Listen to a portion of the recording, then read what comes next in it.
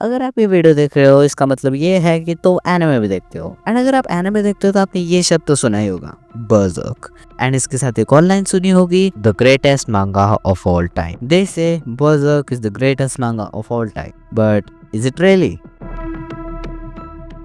बस सबसे पहले बात कर लेते हैं कि इसे ग्रेटेस्ट कहाँ किया जाता है। इसके मेनली 3 फैक्टर्स हैं जिनकी वजह से इसको ग्रेटेस्ट कहा जाता है। वजह से पहले कि हम इन 3 फैक्टर्स में घुसे, मैं पहले अपनी स्टोरी बताना चाहता हूँ कि मैंने बर्ज़र्क क्यों रीड करना स्टार्ट करी थी। बर्ज़र्क रीड करने से पहले मैं कोई भी चीज देखता था ना डिस्गस्टिंग या फिर क्रीपी वाली, मेरे अंदर से वो डिस्गस्टिंग वाली फील नहीं आती थी। एंड मैंने कहीं से सुना था कि बर्ज़र्क ऐसे गोट है, ग्रेटेस्ट मांगा ऑफ ऑल टाइम, एंड इसमें काफी सारी क्रीपी डिस्गस्टिंग चीजें हैं। तो उसी डिस्गस्टिंग वर्ड को ढूंढने के लिए मैं बर्ज़र्क को रीड करने गया था। पर क्या मुझे मिली? नॉट रियली, पर मैं उस चैप्टर को आज भी नहीं भूल सकता। चैप्टर 109, उसमें भी पर्टिकुलरली वो 2 पैनल्स जिसमें वो बीज वाली एल्व्स एक दूसरे के साथ लड़ रही होती है, वॉर कर रही होती है, एंड वो पैनल मेरे से नहीं देखा गया। पर उसके नीचे जो पैनल था ना, I was not ready for it. एक एल्फ दूसरे एल्फ के प्राइवेट पार्ट में अपना डंक मार देती है। No I cannot see this, scroll please scroll. Well उससे बाद में या फिर उससे पहले भी काफी सारे डिस्गस्टिंग वाले सीन थे, पर ये सबसे ज्यादा खतरनाक था।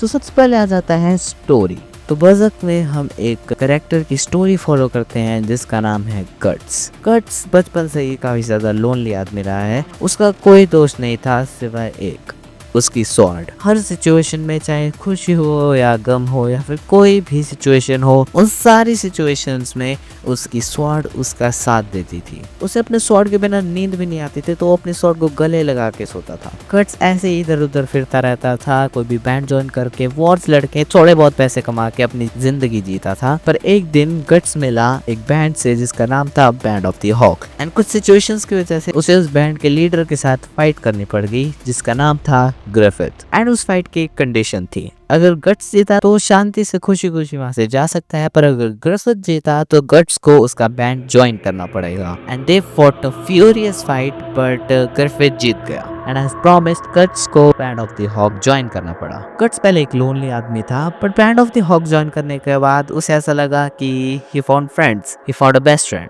And he found a lover, Casca. He thought life was good। पर वो बोलते हैं ना, जैसे हम लाइफ चाहते हैं वैसी हमेशा नहीं चलती है। एंड गट्स के साथ भी वही हुआ। वो ग्रिफिथ के साथ काफी अच्छा फ्रेंड बन गया, एंड वो रेडर्स का कैप्टन बन गया। They called him captain raider Guts, the 100-man killer. पर कुछ चीजों की वजह से गट्स ने Band of the Hawk leave कर दिया। पर ग्रिफिथ बहुत ज्यादा गुस्सा हो गया, एंड पहले की तरह ही उसने उसको एक फाइट के लिए चैलेंज करा, बट गट्स इस बार जीत गया। एंड ग्रिफिथ काफी ज्यादा उदास था। उस दुख में उसने एक किंगडम की प्रिंसेस के साथ कुछ क्रेजी काम कर दिए, जिसकी वजह से वो जो किंग था वो बहुत ज्यादा नाराज भी नहीं बोलूंगा, बहुत सारा गुस्सा हो गया था, जिसकी वजह से वो कल तक जिस ग्रिफिथ को प्रेज करता था, अगले ही दिन उसने उस ग्रिफिथ को बंदी बना दिया, कैद करके रख दिया, एंड उसको टॉर्चर करा बहुत गंदे वाला। And Band of the Hawk टूट गई थी, पर उसको होल्ड करा कास्का ने। और जैसे ये चीज गट्स को पता चली, वो बहुत ज्यादा फ्यूरियस हो गया, एंड वो ग्रिफिथ को एस्केप कराने ले गया, एंड वो एस्केप करवा के भी ले आया। पर again something crazy happened. Griffith के पास था एक चीज,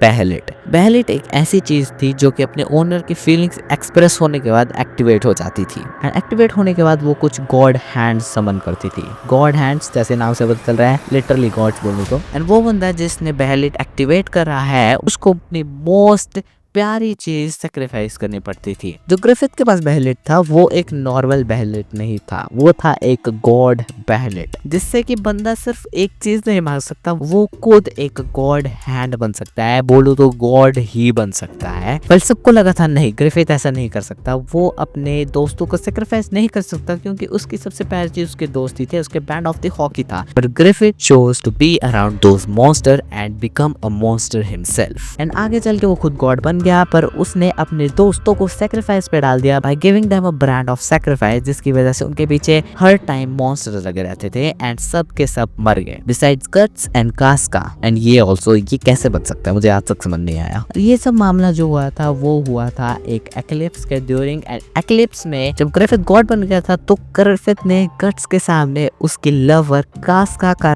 करा एंड ऑफ कोर्स कट्स इसके लिए शांत नहीं बैठने वाला था। कुछ टाइम पहले जो उसका बेस्ट फ्रेंड था वही उसका एनिमी बन गया एंड वो एक जर्नी पे निकल गया to get revenge for his lover, for his friends, for his best friend. अब नेक्स्ट पॉइंट आता है मांगा क्वालिटी एंड इसकी मांगा क्वालिटी के बारे में तो मैं क्या ही बात करूँ, इट इज अमेजिंग। ये वाले पैनल्स देख रहे हो ना, ये सब बनाए हैं केंतारो मियोरा सर ने एंड ट्रेजिकली उनकी डेथ हो गई थी May 6, 2021 को at the age of 54 and of course उसके बाद बर्जर्क डिसकंटिन्यू हो गया एंड कुछ सालों के बाद बर्जर्क वापस कंटिन्यू हो गई। मतलब बर्जर्क को वापस कंटिन्यू करा था koji mori ने बाय स्टूडियो गागा। वो केंतारो मियोरा के काफी अच्छे फ्रेंड, मतलब लाइफ लॉन्ग फ्रेंड थे जिन्होंने केंतारो मियोरा के नाम पे बर्जर्क को वापस स्टार्ट करा एंड अभी जब हम बर्जर्क के नए नए चैप्टर्स पढ़ते हैं वो वही बना रहे हैं। और एक और चीज मुझे बोलनी है कि आजकल लोग बोलते हैं कि केंतारो मियोरा की आर्ट क्वालिटी काफी अच्छी थी पर अभी के बर्जर्क में वो आर्ट क्वालिटी दिखती नहीं है and I can't blame them क्योंकि बर्जर्क की बेस्ट पार्ट ही उसकी मांगा क्वालिटी है and I don't think so यहाँ पर आपको koji mori को ब्लेम करने की जरूरत है because the legends art can not be replicated. पर फिर भी वो मेहनत करके नए नए चैप्टर्स लाते हैं बर्जर्क के with a decent quality, so you should not hate him, you should appreciate him. And Berserk की मांगा की कंसिस्टेंसी बहुत खराब है because of its art quality, पर फिर भी इतना अच्छा कंटेंट लाना is not a very easy task. The connection between its main character and villain. Well, ये वाली चीज़ मुझे आपको ज़्यादा एक्सप्लेन करने की जरूरत नहीं है क्योंकि इसके बारे में तो आप ऑलरेडी जान चुके होंगे स्टोरी वाले सेक्शन में। मैं बस इतना कह सकता हूँ कि best friends became the worst enemies. और मैं एक चीज़ क्लियर करना चाहता हूँ कि बहुत से लोगों को इसके बदले कि Griffith is evil, Griffith is worst, Griffith did everything wrong, but that is not true. जो लास्ट पॉइंट बोला ना Griffith did everything wrong, well that is true but not everything. जिसने कास्ट का करा, जिसने अपने सारे दोस्तों को मार दिया, जिसने अपने बेस्ट फ्रेंड की जान लेने की कोशिश करी, पूरा एक्लिप्स हुआ, पूरी दुनिया बदल दी उसने, that was not Griffith, that was another person. He was Famto. He was the evil god, जो कि बोल सकते हो ग्रिफिथ की बॉडी में था। That was not Griffith. अगर आप बर्जर्क रीड करने वाले हो तो आपको पता चलेगा कि ग्रिफिथ ने क्या क्या सैक्रिफाइसेस करे अपने बैंड के लिए। एक चीज बता दो कि he slept with an aristocrat to save his band, जो कि बहुत बड़ी बात आ जाती है। So Griffith was not evil, Famto was evil. And अगर आपको ये वीडियो अच्छी लगी है तो शायद से तुम सब्सक्राइब करने का सोच रहे होगे, पर अगर अभी भी सोच रहे हो तो ये वाली वीडियो जाके देखो, इसमें आपके सारे डाउट्स क्लियर होने वाले हैं कि भाई मैं क्या करने वाला हूँ इस चैनल पे। एंड अगर आप मुझसे पूछोगे कि ये ग्रेटेस्ट मांगा ऑफ ऑल टाइम है कि नहीं, तो मेरा जवाब हमेशा रहेगा यस इट इज। एंड अगर इस वीडियो में मैंने कुछ गलत बोल दिया होगा तो मुझे गालियों के साथ इन कमेंट्स में करेक्ट कर देना। एंड मिलते हैं नेक्स्ट वीडियो में। बुई बुई। वरदान।